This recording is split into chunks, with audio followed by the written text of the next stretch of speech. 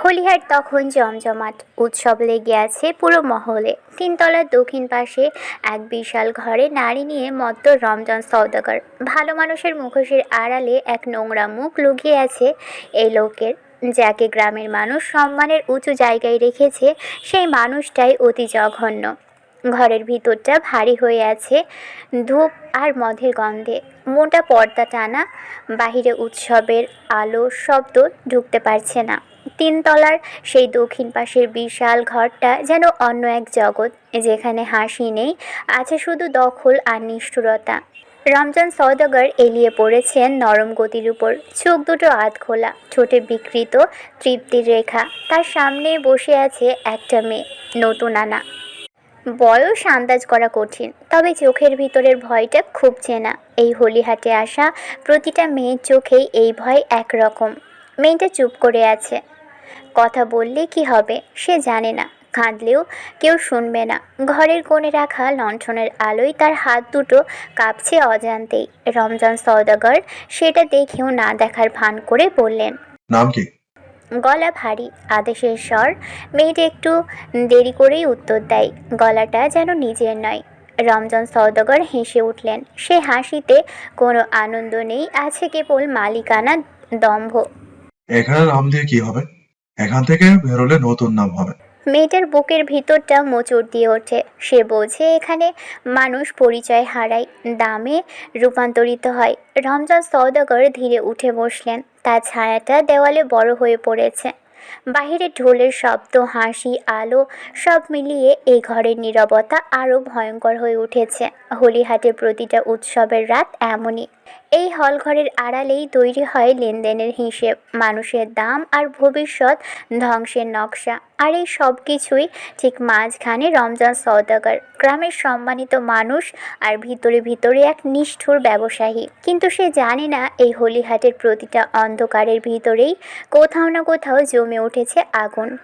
যে আগুন একদিন এই ঘর, এই মুখোশ সব পুড়িয়ে দিবে। রমজান সওদাগরের চোখের দৃষ্টি ধীরে ধীরে বদলে গেল। আধখোলা চোখ দুটো এবার আর অলস নয়, ভিতরে জমে উঠল হিংস্র লোভ। মুখের কোণে থাকা বিকৃত হাসিটা মিলিয়ে গিয়ে জায়গা করে নিল কঠিন এক নিষ্ঠুরতায়। মেয়েটা পিছিয়ে যেতে চাইল, কিন্তু পিঠে ঠেকলো নরম গতি। পালাবার কোনো পথ নেই। ঘরের বাতাসটা যেন আরও ঘন হয়ে উঠল। লণ্ঠনের আলো কেঁপে উঠছে, নাকি মেয়েটার চোখ কাঁপছে বোঝা বড্ড মুশকিল। রমজান সওদাগর কাছে এসে দাঁড়ালেন। তার ছায়াটা মেয়েটাকে ঢেকে ফেলল পুরোপুরি। বাহিরে ঢোলের শব্দ আরও জোরে বাজতে লাগলো, যেন ভিতরের আর্তনাদ ঢেকে দেওয়ার জন্যই এই উৎসব। মেয়েটার ঠোঁট কাঁপলো, কিন্তু কোনো শব্দ বেরোলো না। এখানে শব্দের কোনো মূল্য নেই, এটা সে ইতোমধ্যেই জেনে গেছে। ঘরের দরজা বন্ধ হলো ভারী শব্দে। হলিহাটের আলো আরও উজ্জ্বল হয়ে উঠল। নিচে লোকজন নাচছে, হাসছে, গান বাজাচ্ছে। কেউ জানে না তিনতলার ওই দক্ষিণ পাশের ঘরটাই ঠিক এই মুহূর্তে কি হারিয়ে যাচ্ছে। একটা জীবন, একটা নাম, একটা ভবিষ্যৎ। সময় গড়িয়ে গেল। রাত একটু গভীর হলো। চাঁদটা মেঘের আড়ালে ঢুকে পড়েছে। উৎসবের শব্দ এখন ক্লান্ত। ঢোল থেমে থেমে বাজছে, হাসির আওয়াজ পাতলা হয়ে এসেছে। হলিহাটের গলিগুলোতে ধোঁয়া আর আবর্জনার গন্ধ ভেসে বেড়াচ্ছে। ঘরের ভিতর নিস্তব্ধতা। রমজান সওদাগর আবারও গদিতে এলিয়ে পড়েছে। চোখে তৃপ্তির ছাপ, মুখে সেই পুরনো মুখোশ। সব স্বাভাবিক, যেন কিছুই হয়নি। ঘরের এক কোণে মেয়েটা বসে আছে মাথা নিচু করে, চোখ ফাঁকা, যেন এই শরীরটার ভিতর সে আর নেই। নিজের সবচেয়ে বড় সম্মানটাই আজ বিসর্জন হয়েছে এক নরপশুর ক্ষুধার কাছে। কেমন ঘৃণা হচ্ছে নিজের প্রতি, মনে হচ্ছে পুরো শরীরটা টেনে ছিঁড়ে ফেলতে। দরজার বাহিরে পাহারাদার ফিসফিস করে বলল।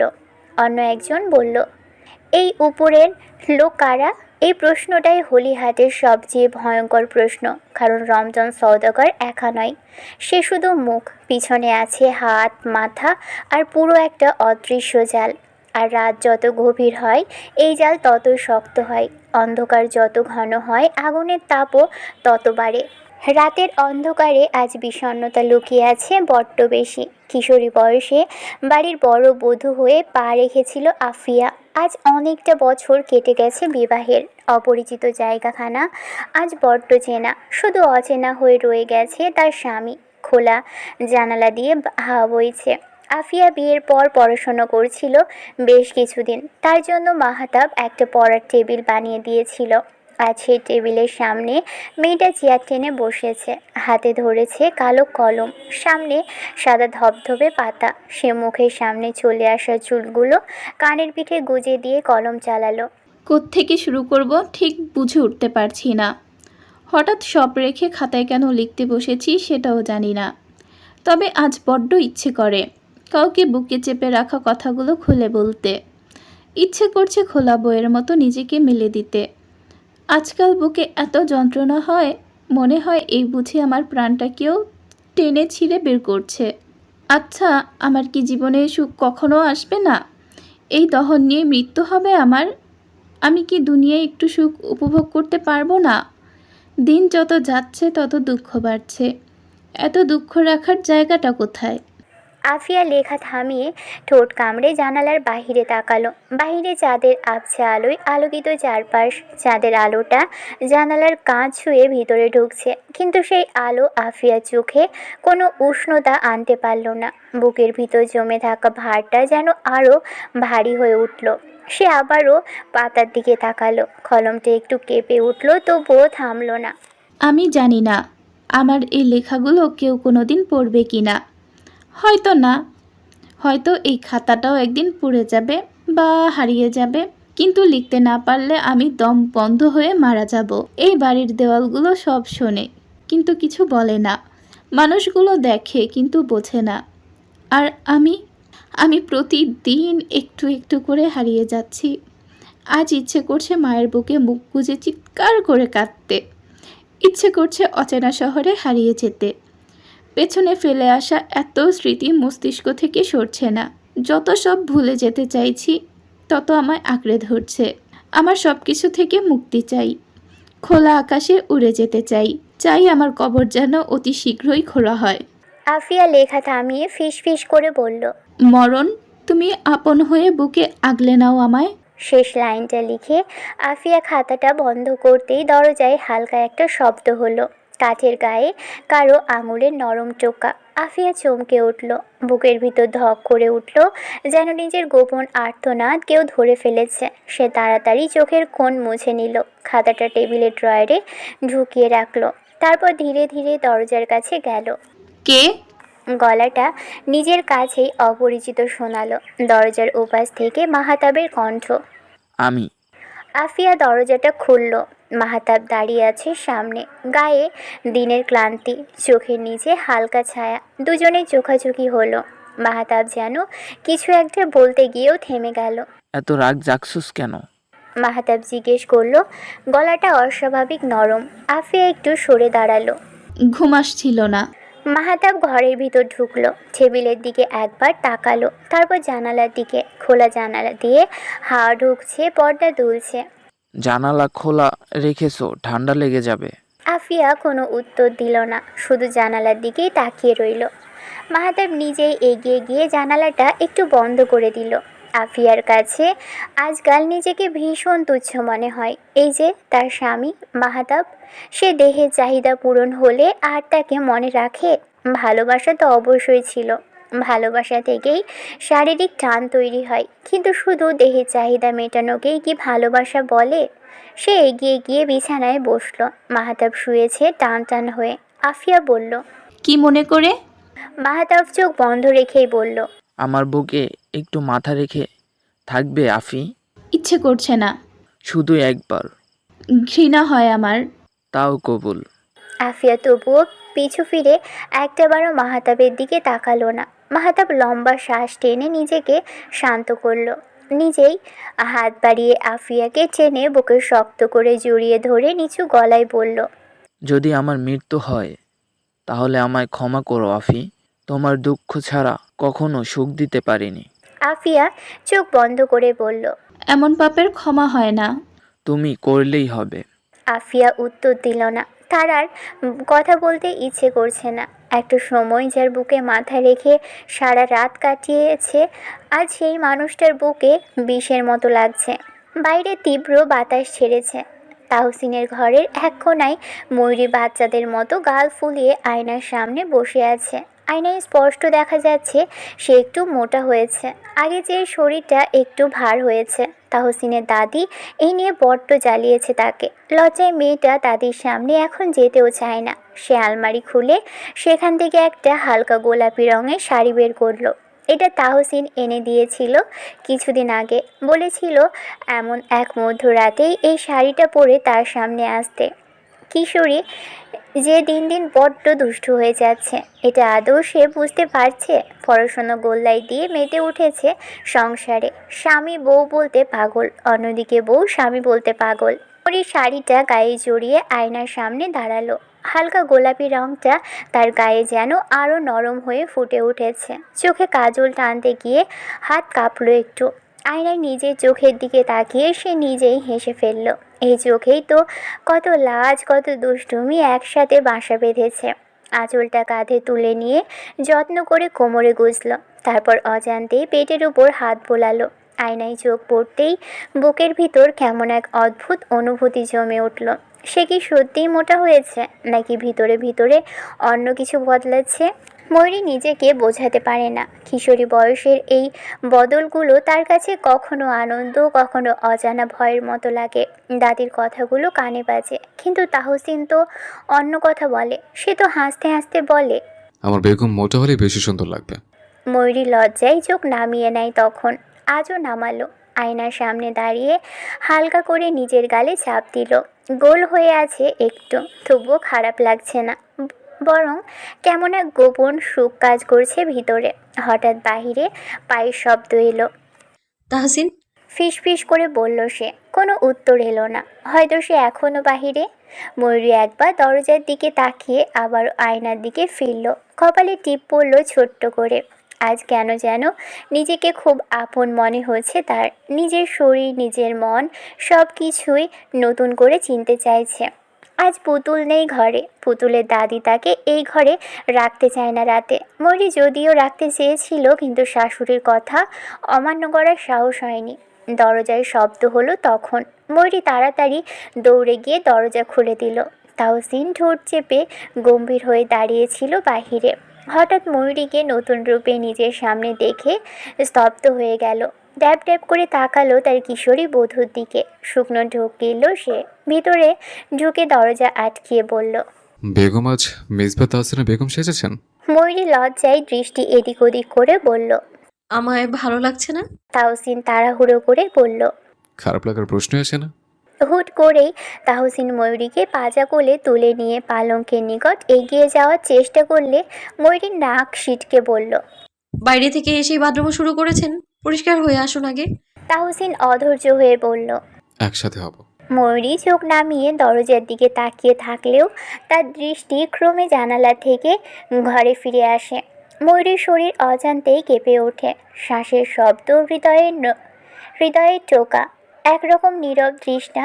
ঘরটা যেন তাদের জন্য একটা আলাদা জগৎ হয়ে উঠেছে। ময়ূরী চোখ বন্ধ করে শুধু তাহসিনের নিঃশ্বাস অনুভব করছিল। তার হাতের স্পর্শে ঘ্রাণে মিশে যায় গরম তাপ। হাতে হাত রেখে কপাল ঠেকিয়ে এক নিঃশব্দ বন্ধনে আবদ্ধ হয় তারা। ঘরটা নিস্তব্ধ। জানালা দিয়ে ঢোকা চাঁদের আলো তাদের দেহের ছায়া খেলায় মিশে যাচ্ছিল। তাহসিনের হাত আলতো করে ময়ূরীর গালে চলে আসে। ময়ূরীর বুক ধীরে ধীরে হালকা হয়। হৃদয় একরকম দ্রুত কিন্তু শান্ত স্বরে ঢুকছে। তাদের শ্বাস, স্পর্শ, ঘ্রাণ সব কিছুই একরকম একীভূত হয়ে যায়। ময়ূরী জানে এই মুহূর্তে তার শরীর ও মন একেবারে তাহসিনের কাছাকাছি।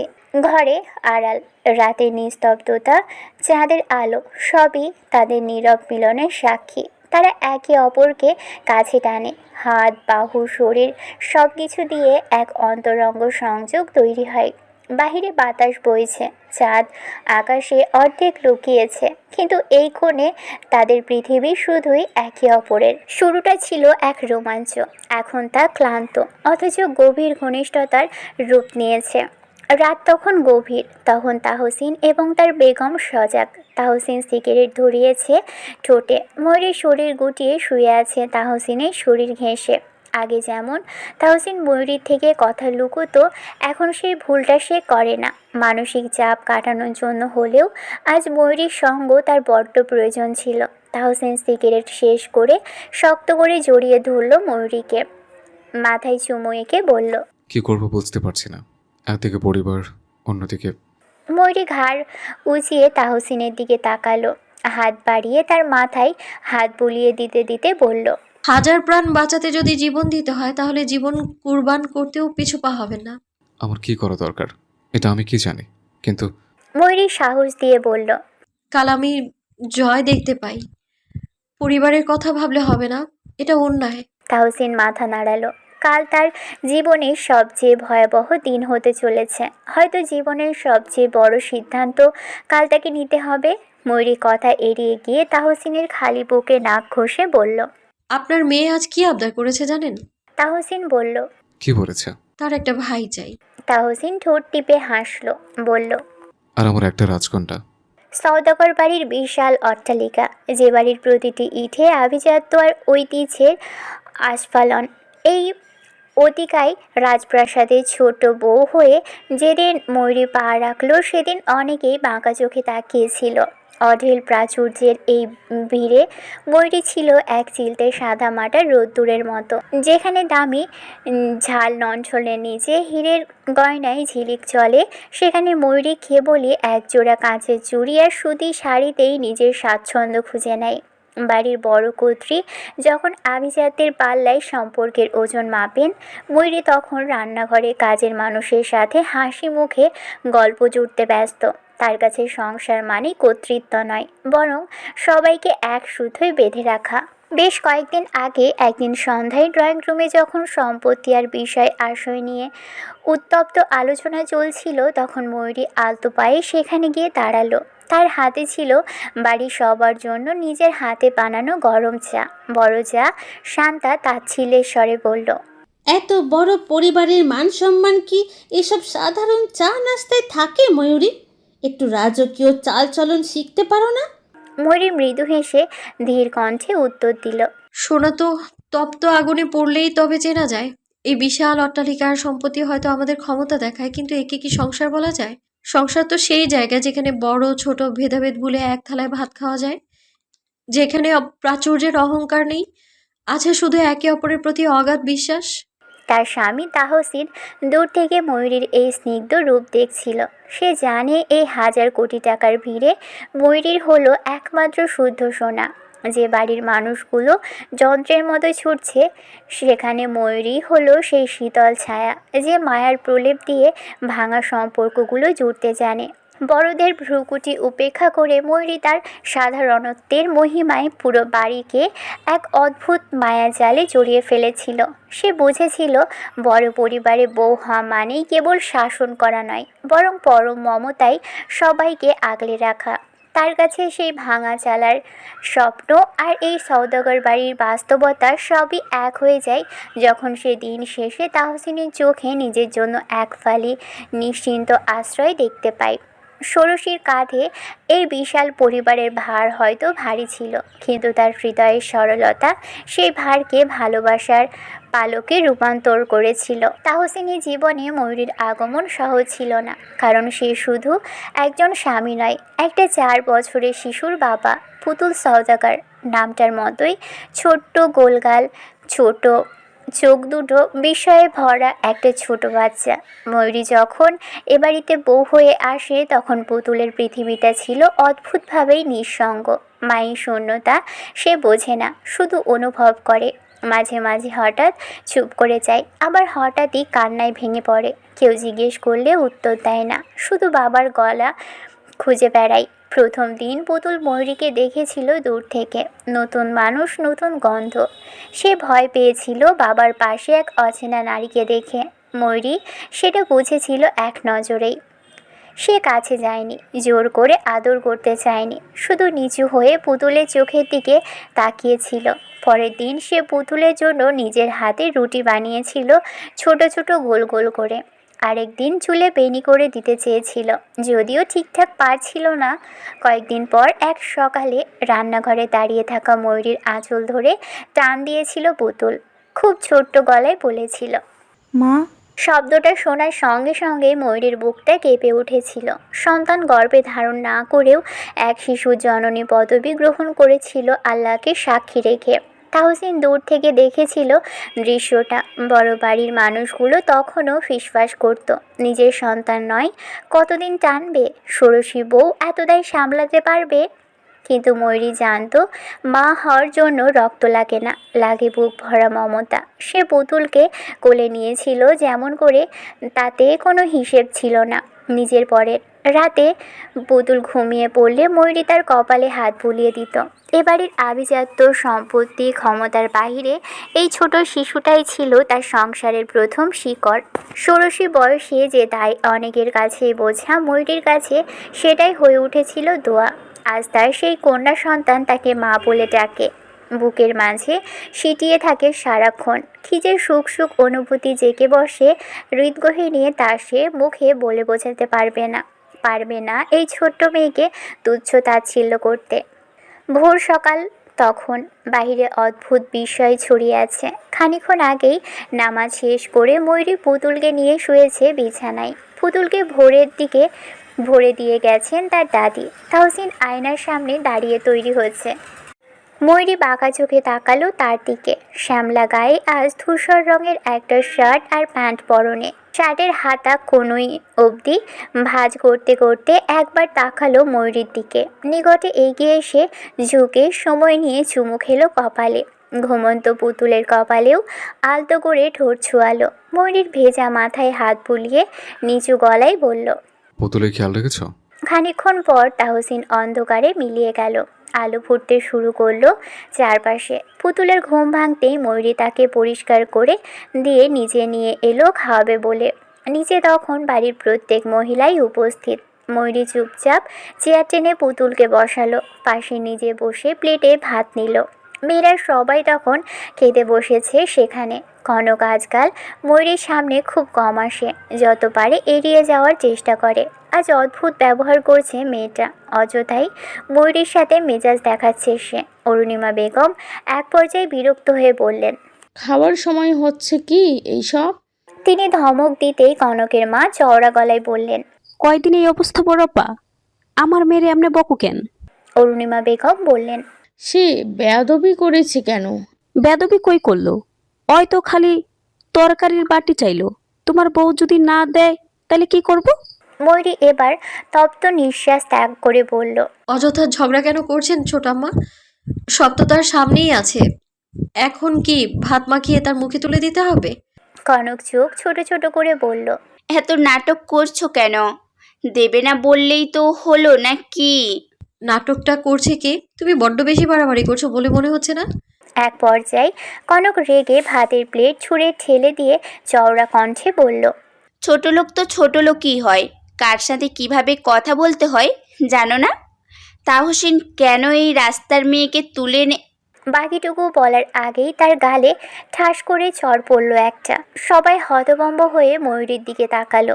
বাম হাত দিয়ে কনকের ডান গালে কষিয়ে একটা চড় মেরেছে সে। কনকের মা কিছু বলার আগেই ময়ূরী ধারালো গলায় বলল, একবার বারণ করেছিলাম না আমার সাথে না লাগতে? শিক্ষা হয়নি তোমার? নোংরা আচরণ করে ছোট লোকের পরিচয় দিচ্ছ তুমি। আমি নই, আমার বাবা গরিব হতে পারে, তাই বলে ছোট লোক নয়। তাহসিন তোমার বড় ভাই হয়, নাম ধরে ডাকার সাহস পেলে কোত্থেকে? ময়ূরীর কণ্ঠে কোনো কাঁপুনি নেই, চোখে ভয় নেই, আছে স্পষ্ট দৃঢ়তা। চারপাশের নিস্তব্ধতাটা ভারী হয়ে ঝুলে রইল ডাইনিং ঘরে। কনক হতভম্ব, গালে হাত চেপে বসে আছে। অপমান আর বিস্ময় একসাথে জমে উঠেছে চোখে। কনকের মা রেগে উঠে চেয়ার ঠেলে দাঁড়ালো। তুমি হাত তুললা কেন? আমার মেয়ের গায়ে হাত তোলার সাহস পাইলা কই? ময়ূরী শান্ত কঠিন গলায় বলল, যে ভাষায় কথা বলা হয় সেই ভাষাতেই জবাব দিতে হয় ছোট আম্মা। অপমান সহ্য করাকে ভদ্রতা বলে না। আপনার মেয়েকে মানুষ করুন, সে হয়তো সম্পর্ক ভুলে যাচ্ছে। মনে করিয়ে দিন আমি তার ভাবি হই। কনক ঠোঁট কামড়ে চোখ নামালো, মুখে কিছু বলার সাহস হলো না। ডাইনিং ঘরের অন্য নারীরাও নীরব, কারো চোখে লজ্জা, কারো চোখে বিস্ময়। ষোড়শী বউ যে এমন দৃঢ় হতে পারে তারা ভাবেনি। ময়ূরী পুতুলের দিকে ঝুঁকে নরম গলায় বলল, খাও মা। তারপর নিজের হাতে ভাত মেখে মেয়েটার মুখে তুলে দিল। পুতুল মায়ের দিকে তাকিয়ে হেসে উঠল। সেই হাসিতে যেন পুরো ঘরের ভার হালকা হয়ে গেল। কনক হন হন করে উপরে উঠে গেল হাত ধুয়ে। কনকের মাও যেন ভাষা হারিয়ে ফেলেছেন। কি এক বিশ্রী কাণ্ড! খবর আছে আজ হলিহাট থেকে 150-র বেশি মেয়ে পাচার হবে। অবৈধ স্বর্ণের সাথেই তাদের একসাথে পাঠানো হবে দূর দেশে। সারাদিন কেটে গেছে বাহিরেই। বেশ্যালয়ের বিশাল বড় আঙিনায় 7টা গাড়ি এসেছে আজ। মেয়েদের তৈরি করা হচ্ছে নিলামে ওঠানোর জন্য। যার যত দাম তত বেশি লাভ। বেশ্যালয়ের ভিতরের বাতাসটা আজ ভীষণ ভারী, কেবল গরমে নয়, ভারী মানুষের আত্মশ্বাসে, ভয় আর অসহায়তার গন্ধে। বিশাল আঙিনার এক পাশে লোহার গেট বন্ধ, অন্য পাশে বিশাল বড় মহলের মধ্যে সারি সারি ঘর। প্রতিটা ঘরের ভিতর বসে আছে ভাঙা চোখের মেয়েরা। কেউ কিশোরী, কেউ সদ্য যৌবনে পা দেওয়া, আবার কেউ কারো মা হওয়ার বয়সে পৌঁছে গেছে। তবু এখানে সবার পরিচয় একটাই, পণ্য। আজকে দিনটা আলাদা। হলিহাট থেকে আনা 1.5 শতাধিক মেয়েকে সাজানো হচ্ছে। রঙিন কাপড়, ভারী মেকআপ, ঠোঁটে জোর করে লেপে দেওয়া হাসি, সবই মুখোশ। ভিতরে যে কান্না জমে আছে সেটা দেখার মতো কেউ নেই। দালালদের চোখে শুধু হিসেব, কে কত দাম তুলবে। এক কোণে বসে আছে একটি মেয়ে, বয়স 16 কি 17, ঠিক বোঝা যাচ্ছে না। শরীরটা কাঁপছে। নাম জিজ্ঞেস করলে সে বলেছিল শুভা। নামটার ভিতরে ভালো থাকার কথা ছিল, অথচ তার চোখে এখন শুধুই অন্ধকার।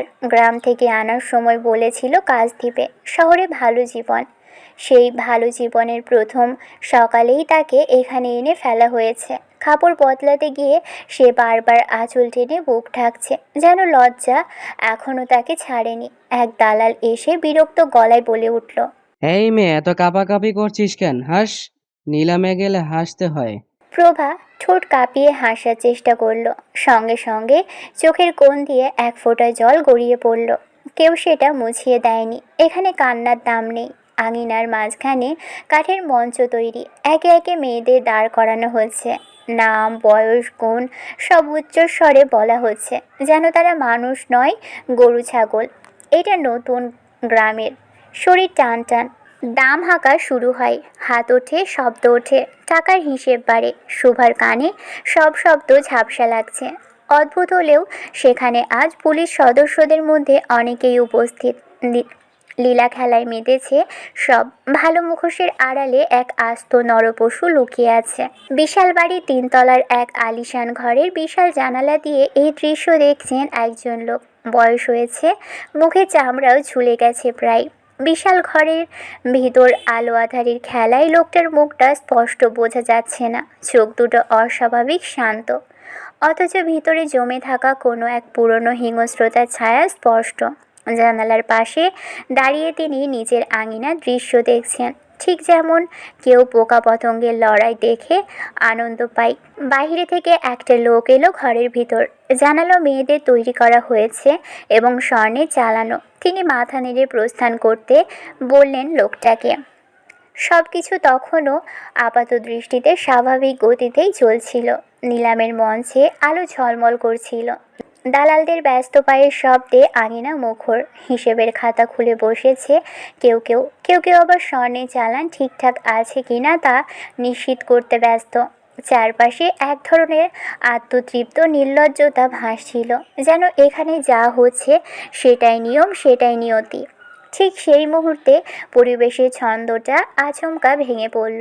লোহার গেটের বাহিরে হঠাৎ ভারী বুলেটের শব্দ শোনা গেল। মুহূর্তের মধ্যেই আঙিনার চারদিক থেকে ঘিরে ধরল একদল সশস্ত্র লোক। কারো পরনে সাধারণ পোশাক, কারো চোখে কঠিন পেশাদার সতর্কতা। এতক্ষণ যারা দর্শক সেজেছিল তারাই এবার নিজেদের পরিচয় প্রকাশ করল। গোয়েন্দা টিমের নিখুঁত পরিকল্পনায় পুরো এলাকা এক নিমেষেই নিয়ন্ত্রণে চলে এলো। হইচই শুরু হলো তৎক্ষণাৎ। দালালদের মুখের রং বদলে গেল। কেউ পালানোর চেষ্টা করলো, কেউ গলির ভিতর ঢুকে পড়তে চাইলো, কিন্তু প্রতিটি পথ আগেই আটকানো ছিল। আঙিনার মাঝখানে তৈরি হওয়া মঞ্চটা হঠাৎই পরিণত হলো অপরাধের সাক্ষ্যস্থলে। দাম হাঁকার শব্দ থেমে গিয়ে জায়গা নিল আতঙ্ক আর বিশৃঙ্খল চিৎকার। মেয়েরা ভয়ে জড়সড় হয়ে একত্রিত হয়েছে। এতদিন যে গেট তাদের বন্দিত্বের প্রতীক ছিল, সেই গেটটাই এবার মুক্তির সম্ভাবনায় কেঁপে উঠছিল। উপরতলা জানালায় দাঁড়িয়ে থাকা লোকটার অস্বাভাবিক শান্ত মুখে প্রথমবারের মতো ফাটল ধরল। চোখের স্থিরতা ভেঙে গিয়ে সেখানে জমে উঠল অস্থিরতা। এতদিনের সাজানো পরিকল্পনা, ক্ষমতার অহংকার, সব কিছু এক মুহূর্তেই তাসের ঘরের মতো নড়বড়ে হয়ে উঠল। গোয়েন্দা দলের তৎপরতায় পুরো বাগান, ঘর, গোপন কক্ষ একে একে তল্লাশি হতে লাগলো। অবৈধ স্বর্ণের চালান, কাগজপত্র, হিসেবের খাতা সব কিছুই আলোর নিচে আসতে শুরু করলো। এতদিন যে অন্ধকার নির্ভয়ে বেড়ে উঠেছিল, সেই অন্ধকার আজ প্রথমবার আলোর মুখোমুখি দাঁড়িয়েছে। আঙিনার বাতাস তখনও ভারী, তবে সেই ভারের ভিতর লুকিয়েছিল এক ধরনের কাঁপা কাঁপা স্বস্তি। কান্না, ভয় আর অবিশ্বাসের মাঝখানেই জন্ম নিয়েছিল মুক্তির ক্ষীণ আশা। যে জায়গাটা এতক্ষণ ছিল মানুষের বাজার, সেই জায়গাটাই ধীরে ধীরে পরিণত হয়েছিল অপরাধের শেষ অধ্যায়ে। পুরো মহল যখন গোয়েন্দা টিম ঘিরে ধরেছে, তখন গোয়েন্দা অফিসার নোমান তাহির 3 তলার সেই বিশাল আলিশান ঘরের সামনে হাতে বন্দুক নিয়ে দাঁড়িয়ে আছে অস্থির মন নিয়ে। শুকনো ঢোকিলে দরজা ধাক্কা দিতেই সামনে 2জন লোককে দেখতে পেল সে। যে 2জন দরজা ধাক্কার শব্দ শুনে আতঙ্কিত হয়ে পিছু ফিরে তাকিয়েছে। নোমান অবিশ্বাস্য চোখে তাকালো সেই 2 লোকের দিকে। ভিতরে দাঁড়িয়ে থাকা 2জন লোকও যেন তাকে দেখে হতভম্ব। ভিতরে সেই লোকের মধ্যে উপস্থিত ছিলেন রমজান সওদাগর। তিনি দরজার দিকে তাকিয়েই কাঁপা গলায় বললেন, হ্যাঁ, এতদিন যারা নৌমান তাহিরকে জানতে চেয়েছিলেন, সেই নৌমান তাহির রহমান সওদাগরের ছোট পুত্র মিসবাহ তাহসিন সওদাগর। এই বিশাল কেস তার ঘাড়ে এসেছিল বলেই নিজ গ্রামে এসেছিল পরিচয় গোপন করে। নিজের গোয়েন্দা অফিসার হয়েও ঘুণাক্ষরেও টের পায়নি নিজের পরিবারের সাথে জড়িত। সে বুঝতে পেরেছিল এর সাথে চাচা জড়িত আছেন, কিন্তু পাশে দাঁড়ানো লোকটা, তিনি কি করে? তাহসিনের অবিশ্বাস্য চোখে আজ পানি চিকচিক করছে লজ্জায়। সে কম্পিত গলায় উচ্চারণ করল, দাদা, আপনি কি করে এসবে? বলতে বলতেই তাহসিনের গলা ধরে এলো। বোরহান সওদাগর নাতির এহেন রূপ দেখে হতবাক হয়ে দাঁড়িয়ে রইলেন। মুহূর্তেই ঘর ভরে গেল অফিসার দিয়ে। হ্যান্ডকাপ পরানো হলো তাদের হাতে। দরজার সামনে সখী হেলান দিয়ে দাঁড়িয়েছিল। ঠোঁটের কোণায় এক অদ্ভুত নরম হাসি খেলে গেল তার। গায়ের শাড়ির আঁচল মুড়িয়ে বলল, বাপ কখনোই বাপকেও ছাড়ে না। কি অদ্ভুত না, আজ নিজের নাতির সামনে মাথা নিচু করে দাঁড়ানোর সাহসটুকুও নেই। রমজান সওদাগর সুকিকে উপেক্ষা করে তাহসিনকে বললেন। তাহসিন ধীর পায়ে গিয়ে দাদার রাজকীয় চেয়ারে বসে মাথা ঝুঁকিয়ে ফ্লোরে দৃষ্টি রেখে বলল, তাহলে আমার ভাইকে খুন করেছে কে? কে আফিয়া ভাবির বাবাকে খুন করেছে? কেই ভাই বিশাল পাপিষ্ট সাম্রাজ্যের মাথা? আপনার এই নোংরা খেলায় মেয়েতে আমার ভাইয়ের জানটাও ছিঁড়ে খেয়েছেন। এতিম করেছেন আমার মেয়েকে। হাজার নারীর জীবন ধ্বংস করে বলেছেন তেমন কিছুই না। বোরহান সওদাগর শুকনো ঢোক গিলে গম্ভীর গলায় বললেন, না জেনে শুধু শুধু দোষারোপ করছো কেন?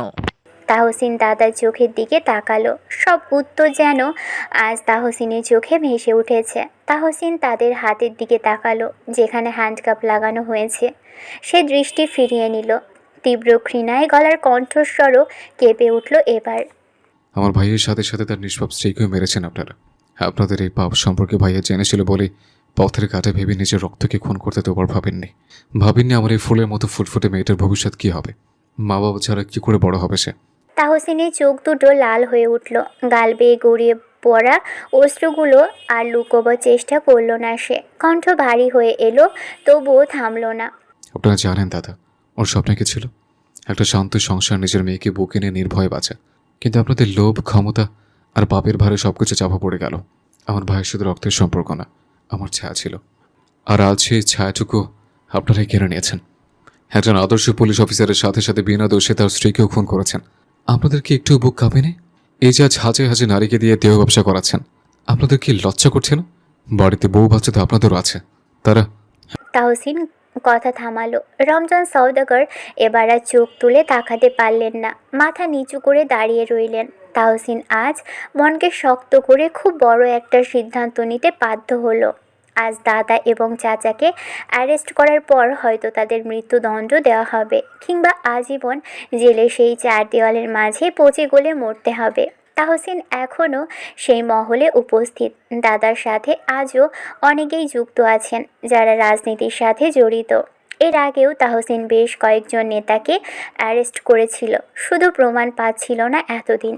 আজ যখন প্রমাণ হাতের মুঠোয়, তখন পুরো পৃথিবী অন্যদিকে। তাদের নিয়ে যাওয়া হয়েছে। তাহসিন বেশ্যালয়ের সব মেয়েদের সুরক্ষিত রাখার ব্যবস্থা করেছে। কত নারী সেখানে উপস্থিত, কেউ কেউ তো ময়ূরীর থেকেও ছোট। তাহসিনের হুট করে ময়ূরীর মুখখানা মনে পড়ল। ময়ূরীর মতোই এখানে শত নারী উপস্থিত। বুক চিরে বেরিয়ে এলো লম্বা দীর্ঘশ্বাস। রমজান সওদাগরের সাথে সাথে আজ চম্পাকে শিশু নির্যাতন মামলায় আটক করা হয়েছে। সখী আফসোসের চোখে বোনের বিদায় দেখেছে। ওয়াহিদ ঠিক তার পাশেই ছিল। সখী তাকে উদ্দেশ্য করে বলল, আজ সব পাপের ধ্বংস হলো। তাহসিন পাশ থেকে কপালে হাত স্লাইড করে বলল, এখন আপনার ভাগ্নেকে নিজের কাছে আনার ব্যবস্থা করুন। আমার ভাইয়ের সংসারে আগুন লাগিয়ে রেখেছে সে। তা কি করে হয়? সে সংসার করছে ওই নেতার সাথে। বিয়ে করলে সংসার হয় না। মাতা ভাই বাধ্য হয়েছিল বিয়ে করতে। আপনার ভাই যদি চায় তাহলে আমার আপত্তি নেই। এত বড় খবরখানা সওদাগর বাড়ির সবার কানে পৌঁছতেই এক প্রকার যুদ্ধ শুরু হলো। রজনী বেগম প্রায় পাগল পাগল অবস্থা। তিনি চিৎকার করছেন। তিনি মানতে নারাজ তার স্বামী এমন জঘন্য কাজ করতে পারে। মাহাতাব মাথা নিচু করে বসে আছে ড্রয়িং রুমের সোফায়। এই কালো জগতের কারণেই সে তার সংসার ভেঙেছে। চাচার ফাঁদে পা দিয়ে এক বেশ্যালয়ের মেয়েকে বিয়ে করতে বাধ্য হয়েছে। শান্তা সিঁড়ির এক কোণে দাঁড়িয়ে কাঁদছে। আফিয়া হতবাক এত নোংরা সত্যের মুখোমুখি হয়ে। ময়ূরী চুপচাপ দাঁড়িয়ে আছে শাশুড়ির পাশে। আজ তার কিছুই বলার নেই। তাহসিন বাড়ি ফিরল রাতে। বিষণ্ণ পায়ে বাড়িতে পা রাখতেই হতভম্ব হয়ে গেল কনকের মায়ের কাছে। কনকের মা ময়ূরীর চুলের মুঠি ধরে বাজে ভাষায় গালাগালি করছেন। অরুণিমা বেগম তাকে থামাতে পারছেন না। সে ছুটে গিয়ে ময়ূরীকে টেনে বুকে জড়িয়ে ধরে হুঙ্কার ছেড়ে বলল, আমার স্ত্রীর গায়ে হাত তোলার সাহস হলো কি করে ছোটম্মা? আপনার হাত কিন্তু ভেঙে গড়িয়ে ফেলবো আমি। ময়ূরী তাহসিনের শার্টের কাপড় টেনে ডুকরে উঠল। কনকের মা চিৎকার করে বললেন, তোরা বাইর হইয়া যা এই বাড়ি থিক্কা। তুই তাহাসিন কেমনে পারলি তোর দাদা আর চাচারে জেলে দিতে? আপনার স্বামী দুধে দেওয়া তুলসী পাতা নয়। সে হাজারো নারীর জীবন নষ্ট করেছে ছোটম্মা। ছোট ছোট বাচ্চার সাথে। ছি, আমার বলতেও ঘৃণা হচ্ছে। সব মিথ্যা। তোরা নাটক সাজাইয়া আমার সংসার নষ্ট করতাছোস। আপনার সংসার আগেই ভেঙেছে, শুধু আপনি টের পাননি। কনকের মা হাই হাই করে মাটিতে বসে পড়লেন। মাটি থাবড়ে আহাজারি শুরু করলেন। রজনী বেগম স্তব্ধ হয়ে গেছেন ততক্ষণে। তাহসিন আর চোখে সেদিকে তাকিয়ে মাহতাবের দিকে তাকালো। পুরো বাড়িটা কেমন ভেঙে গুড়িয়ে গেছে এক মুহূর্তেই। ড্রয়িং রুম ভর্তি বাড়ির প্রত্যেকটা সদস্য। তাহসিন শুকনো ঢোক গিলে ময়ূরীর মাথায় হাত বুলিয়ে ফিস ফিস করে বলল, কেতো না। তাহসিন তাকে রেখে দাদির কাছে গিয়ে বসলো ফ্লোরে। রজনী বেগম সোফায় বসেছিলেন ক্লান্ত শরীর নিয়ে। তাহসিন খুব শান্ত গলায় বলল, তুমি তো অন্যায় মানো না, তাই না দাদি? নারী পাচার থেকে শুরু করে জোর করে তাদের দিয়ে দেহ ব্যবসব্দি করিয়েছে তারা। আমারও তো সন্তান আছে দাদি, আমার একটা মেয়ে আছে। আমি কখনো চাইবো না আমার মেয়ের সাথে ভবিষ্যতে এমন নোংরা কিছু হোক। আমার মতো ওই মেয়েদেরও তো পরিবার আছে বলো। আমি প্রথমে বিশ্বাস করিনি দাদা এসবে জড়িত থাকতে পারে। তাহসিন কথা শেষ করার আগেই রজনী বেগম এক অবাক কাণ্ড ঘটিয়ে বসলেন। আজ এই প্রথম তিনি তাহসিনকে থাপ্পড় মারলেন। রাগে তার শরীর কাঁপছে। ময়ূরী আঁচল চাপল মুখে। অরুণিমা বেগমের কণ্ঠ ছিটকে বের হলো শব্দ, আম্মা। রজনী বেগম রাগে থরথর করে কাঁপছিলেন। তাহসিন দীর্ঘশ্বাস ফেলল।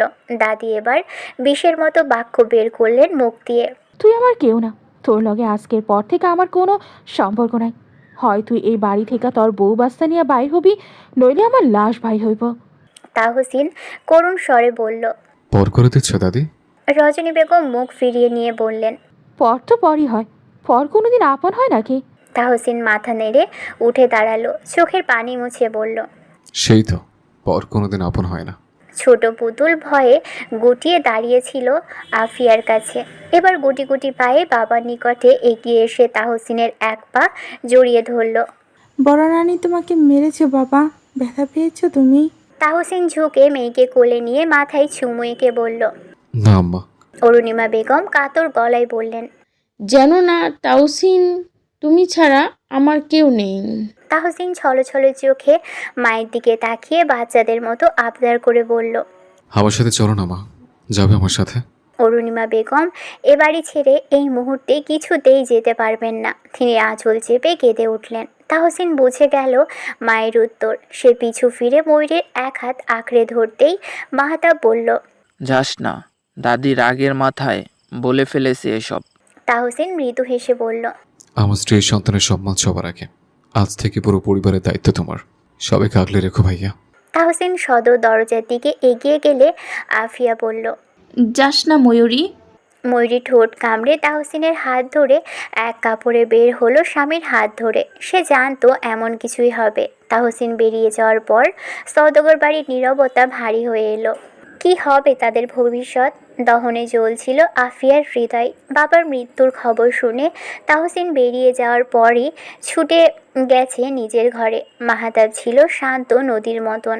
আজ সবার সামনে সব সত্য প্রকাশ হয়েও সে আফিয়া চোখে অপরাধী। নিয়তি আজ বড্ড বেইমানি করছে তার সাথে। রাত ঘন হয়ে এসেছে। তাহসিন কাল সকালে টিকিট কেটেছে ঢাকা যাওয়ার। সে আর এখানে থাকবে না। এই মুহূর্তে তারা ফরাজি বাড়ি উপস্থিত। কেউ কোনো প্রশ্ন আজ করেনি তাদের। ওয়াহিদের সেই মাটির ঘরে আজ ময়ূরী আর তাহসিন শুয়েছে। দুজনের চোখে ঘুম নেই। পাগলামো করা মানুষটা আজ বড্ড নীরব। ময়ূরীর কোলে মাথা রেখে চুপচাপ শুয়ে আছে সে। ময়ূরী মাথায় হাত বুলিয়ে দিল। তাহসিনকে এতটা ভাঙতে কখনো দেখেনি সে। খুব মায়া হলো তার। মৃদু গলায় বলল। রাতে কিছু খাননি আপনি? আমি এক মুঠো ভাত খাইয়ে দিই আপনাকে। তাহসিন বলল। আজ গলা দিয়ে খাবার নামবে না, তুমি খেয়ে নাও। আপনাকে রেখে আমি খাই কি করে? তাহসিন হঠাৎ মুখ গুজল ময়ূরীর পেটে। ময়ূরী স্পষ্ট টের পাচ্ছিল তাহসিন কাঁদছে। রমজান সওদাগরকে তো সে বাবার মতোই ভালোবাসত। দাদাকে নিজের জীবনের চেয়েও বেশি ভালোবেসেছে আজীবন। কিন্তু কে জানতো আজ এসব হবে? সব চক্রের মূলে থাকবে দাদা। গ্রামের মেম্বার সহ অনেক নেতাকে আটক করা হয়েছে আজ। সব আজ শান্ত, শুধু অশান্ত তাহসিনের মন। ময়ূরী খানিকক্ষণ থেকে খাবার নিয়ে এলো। জোর করে কয়েক মুঠো ভাত খাওয়ানোর পর আর খাওয়াতে পারল না। রাত যখন গভীর তখন তাহসিন ময়ূরীকে বুকে জড়িয়ে নিয়ে শুয়ে আছে বিছানায়। এক পর্যায়ে নীরবতা ভেঙে বলল। তুমি যাবে আমার সাথে? চলো না, চলে যাই এখান থেকে। পরীক্ষার সময় এসে না হয় পরীক্ষা দিও। ময়ূরী বলল। যাব। আমার ঘর তো আপনি। আপনি যেখানে যাবেন আমিও তো সেখানেই যাব। আপনি বলেছিলেন না আমাদের একটা ছোট্ট সংসার হবে? আমার সংসার সাজাবো না? তাহসিন মাথা নাড়ালো। ভোরের আলো ফোটার আগেই তাহসিনরা বাসে উঠেছে। আজ সাথে ফাহাদ আছে। মধু বেশ কিছুদিন আব্বার সাথে থাকবে এখানে। চাচি বলেছেন বক্কর ফরাজি দেখাশোনার দায়িত্ব তার। খাওয়া দাওয়া নিয়ে চিন্তা যেন কেউ না করে। ময়ূরী বাসের জানালা দিয়ে বাহিরে তাকালো। তারা গ্রাম ছাড়িয়েছে বেশ খানিকক্ষণ আগে। আবার কবে এখানে আসা হবে তার জানা নেই। শেষবার আসার আগে একটাবার শাশুড়ির সাথে দেখা হলো না। আফিয়ার হাত ধরে বলা হলো না তুমি ভালো থেকো। তাহসিন হাত বাড়িয়ে কাছে টেনে নিল তাকে। ময়ূরীর কপালে কপাল ঠেকিয়ে ফিসফিস করে বলল। মাঝে মাঝে রক্ত সম্পর্কে কেবল একগুচ্ছ পরিচয় বহন করে, কিন্তু মানসিক শান্তি আর সম্মান যখন হারিয়ে যায় তখন বিচ্ছেদই হয়ে ওঠে একমাত্র মুক্তির পথ। কিছু বিদায় খুব যন্ত্রণাদায়ক হলেও অপরিহার্য, কারণ বিষাক্ত কোনো ছায়ার নিচে বেঁচে থাকার চেয়ে একাকী পথ চলা অনেক বেশি সম্মানের।